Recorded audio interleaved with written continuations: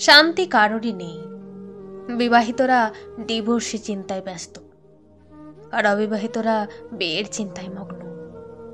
বাচ্চাদের তাড়াতাড়ি বড় হওয়ার চিন্তা, আর বড়দের শৈশবে ফিরে যাওয়ার আকুতি।